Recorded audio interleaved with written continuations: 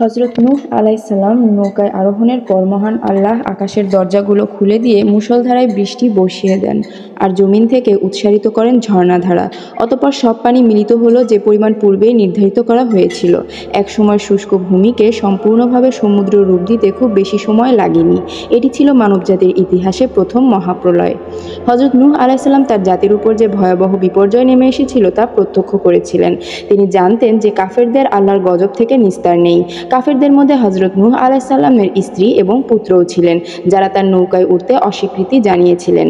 নূহ আলাইহিস সালাম মরিয়া হয়ে তার পুত্র কিনানকে ডেকে বললেন, হে আমার পুত্র, আমাদের সাথে আরোহণ করো এবং কাফেরদের অন্তর্ভুক্ত হয়েও না।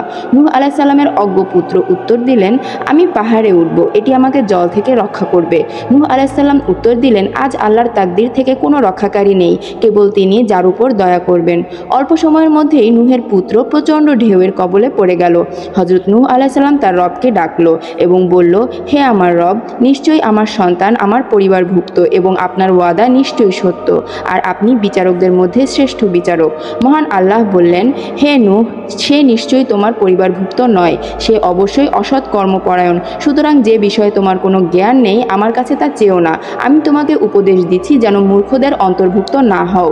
নবী নূহ আলাইহিস সালাম বললেন, হে আমার রব, যে বিষয়ে আমার জ্ঞান নেই তা চাওয়া থেকে আমি অবশ্যই আপনার আশ্রয় চাই। আর যদি আপনি আমাকে মাফ না করেন এবং আমার প্রতি দয়া না করেন তবে আমি ক্ষতিগ্রস্তদের অন্তর্ভুক্ত হয়ে যাব। আর এভাবেই মহান আল্লাহ সকল কাফিরদের ধ্বংস করে দিলেন এবং হযরত নূহ আলাইহিস সালাম ও তার অনুসারীদের মহাপ্লাবনের হাত থেকে রক্ষা করলেন। ধারাবাহিক আপডেট পেতে লাইক ও সাবস্ক্রাইব করে সাথে থাকুন।